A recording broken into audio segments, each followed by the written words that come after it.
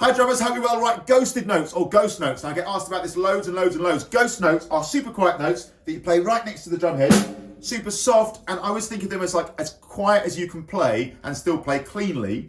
To my ears, they blend with and complement the tone and the texture of the hi-hat and the ride within your grooves, and they contrast with the big accented sort of backbeat that you typically hit on the snare drum. Now the groove I'm presenting here is a lovely little straight eighths feel thing in 4/4, and I think it's just a brilliant example of a groove you could use to help develop your ghosted notes. Now the whole thing goes like this.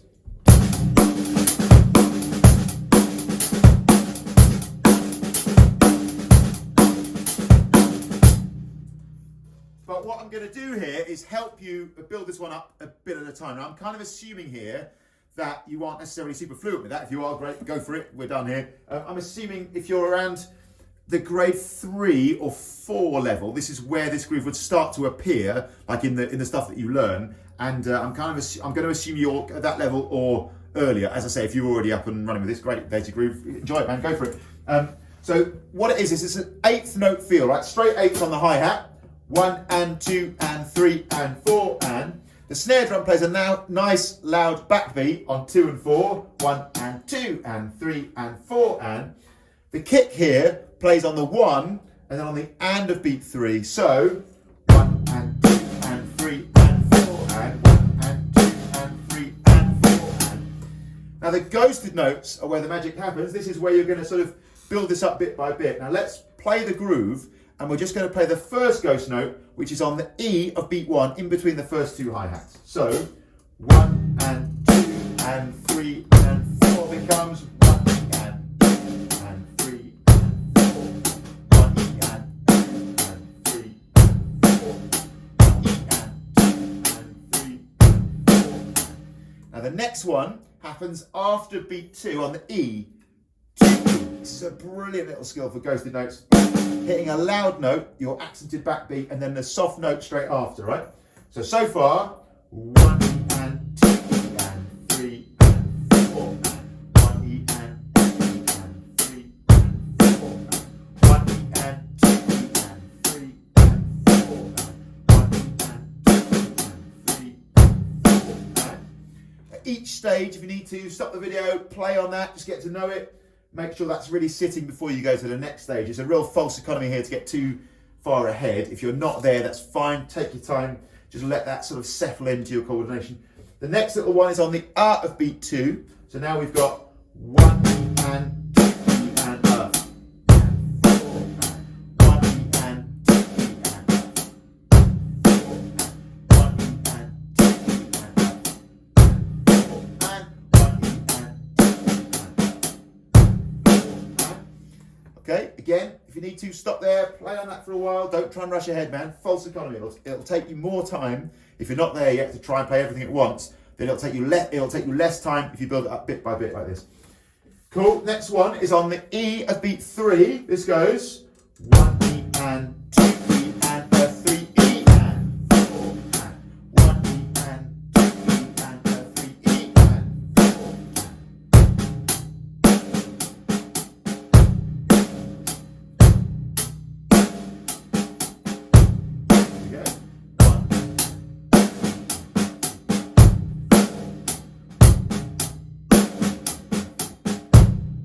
So 1 E and 2 E and a 3 E and 4.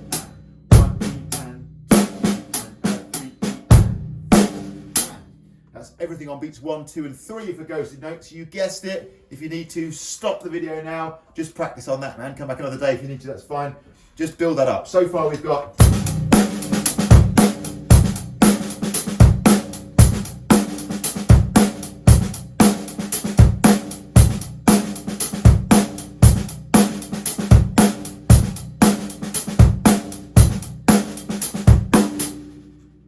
Okay, the really good news is on beat 4, it's the same as it was on beat 2. So 4 E and up. So you've got the big backbeat hit, and then ghosted, hi-hat, ghosted, right? I'm now going to play it really slowly, the whole groove, and I'm going to just bit by bit pick up the speed, right? Super slow at first. 2 and 3 and 4 and...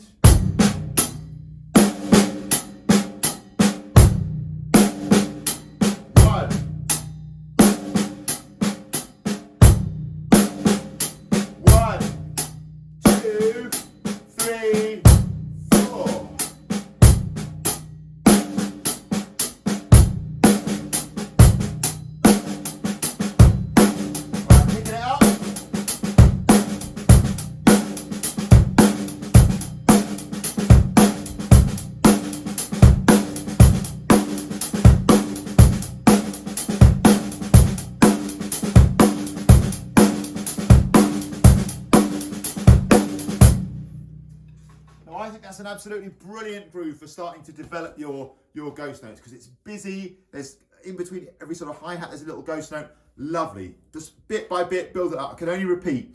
If you're trying to play it all and you're saying to yourself, I'm struggling with this is confusing, it's because you've tried to go too far with it too quick. Just stop, work your way back. If you need to, just play the first ghosted note of all, like I did at the start, that little build up, and just build it from there, man. Now, above everything else, even as you can play the coordination, play the groove, the thing that's most important here is the contrast. That's the thing to my ears that just brings these grooves to life, is that lovely quiet note contrasting with the loud note.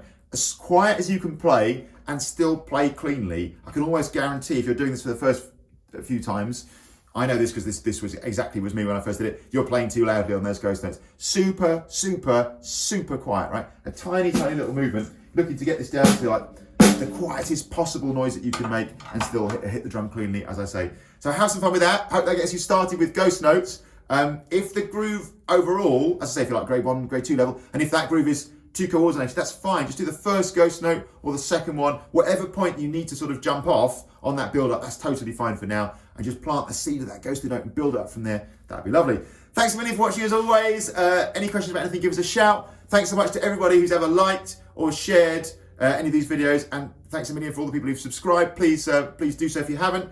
If you subscribe and you want to get a notification every time I upload a video, which is pretty much every day at the minute, honestly, and that is certainly my plan, to keep uploading one video every day as we go into next year, when I'll be moving to a new studio and a totally different setup, like new production values, new everything. Stick around here, man, because it's going to blow up big time next year. It's going to be super exciting. Loads of new things happening. Totally new rig, new drums, new studio, new everything, man. So stay tuned for that. If you want to get a notification every time I upload a video, please click the bell icon. And yeah, thanks again for all the lovely people who buy me a coffee. That's one great way to support this channel. Buy me a virtual coffee on Buy Me a Coffee, details in the description below.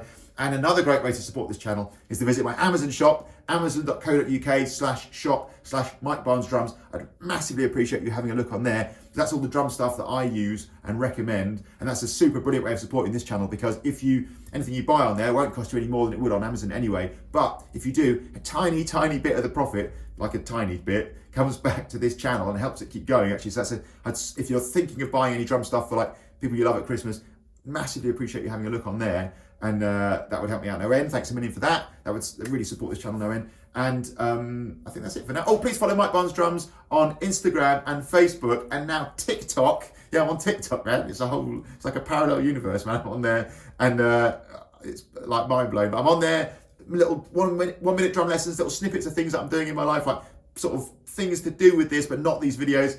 And things connected with these videos as well will be on there. So if you're on any of those platforms, please follow me on there and hit me up. Let me know how you're getting on. Let me know what your videos you want to see. I'm aware there's tons of things that you guys are waiting to see, like loads of requests that people have made.